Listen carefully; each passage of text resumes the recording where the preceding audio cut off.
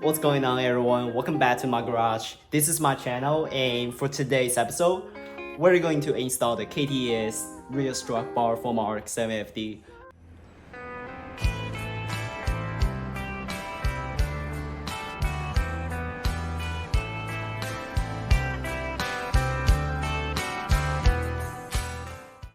Alright, before we get started, let me do the simple description for the parts first. These came from KTS instead of Auto EXE, because the Auto EXE gets really famous, but actually they're pretty much the same. Just the color is different. It's blue, and I got the Auto EXE from the Strut bar, which is hanging on the wall when we get back on the car later. Unlike the typical Strut bars, there usually comes with a all the way across one single bar connects directly to the tower to another tower. This thing is mounted on the body, means the chassis. I mean, this is the body. It's not directly goes to the chassis. The chassis is underneath of the car. Or okay, let me get clear. This thing is not mounting on the chassis of the car. It's gonna be way better if you can directly mount on the chassis of the car, but this thing is on the body, you know? So compared to the other strut bars, it came with a extra impact point, which is on the body of the car, and then there's the crossbars connects to the top and bottom from the lift. So the installation on the bars themselves are pretty easy. You basically take off these strut tower bolts and slap the things on, and just two bolts down here, put the washers on, and that's it. I've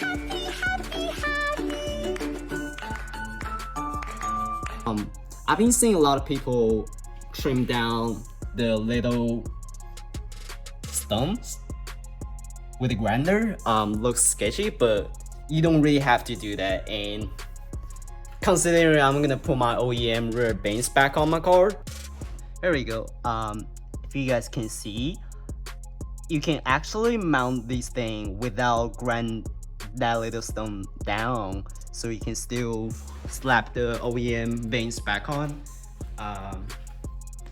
It's right here, right? But what you're gonna do is you gotta trim out this piece a little bit so it doesn't get like blocked.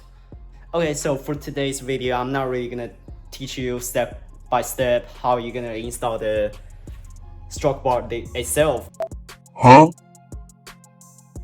But what I'm gonna tell you is how you're gonna install the bars with the clearance of your rear truck trim.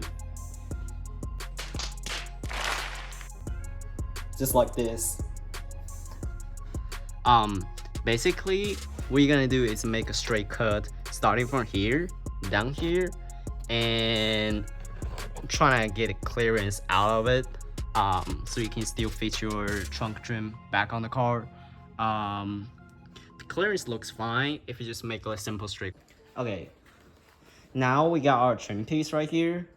You want to cut from the top, starting from here and right here. You can see there's a weak edge right here. Cut down, trim down the piece, and then in the bottom you want to get a straight cut all the way down, or you can leave this like the middle piece as well, just like in the picture, but I prefer just like cut the entire thing so I don't have to get the things on the car and take it back and trim again. So you basically want to starting from this line they gave you down here, and then following this edge gets down here and make a cut, and let's get started. For the two, you want to get a rotary cutoff too instead of an angle grinder with this type of metal saw.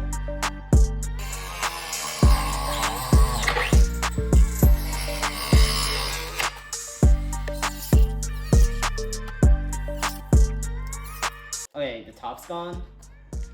We're gonna do the bottom.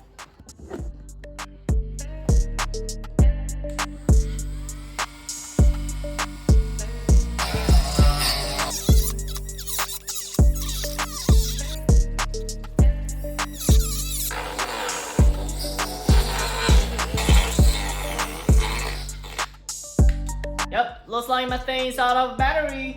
The thing's charged, and let's get back to work.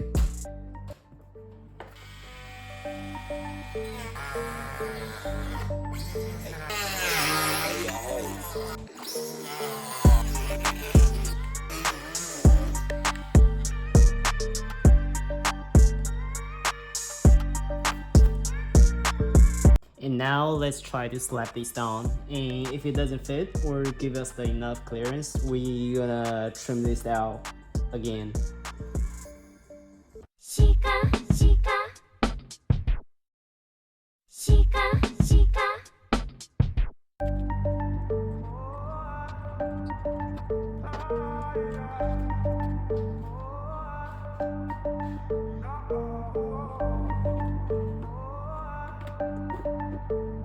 Okay guys, it doesn't look like it's fitting, but what we're gonna do is cut off the middle sponge piece, see if we get the clearance, and also there's a little edge. There's a stone sticking out right here, and you're supposed to get a nut on the top of it, but obviously these little pieces blocking, so we're gonna trim these off. And when you guys are doing the trimming, you want to get to the back side of the trim. If you guys can see right here, there's two edges. It's like a bracket support on this trim, and you want to trim these things down, otherwise it's gonna block the way when you're putting the thing on the car.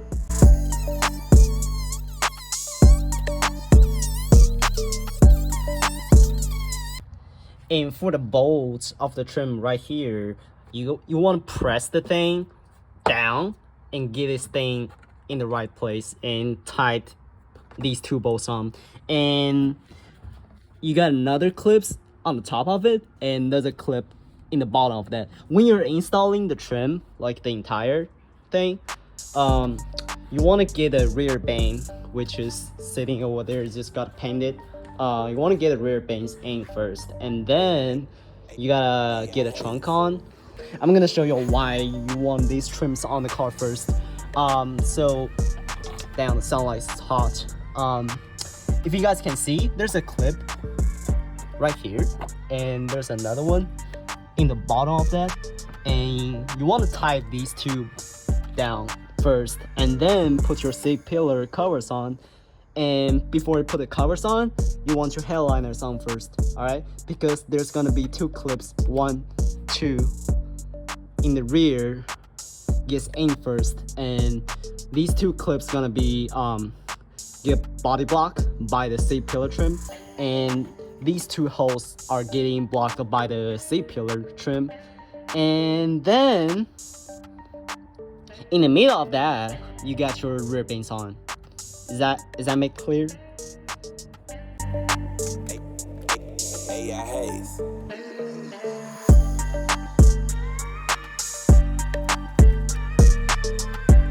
Alright boys, finally the trunk cover's on, and what we're gonna do is show you guys how to put the bars on back on the car.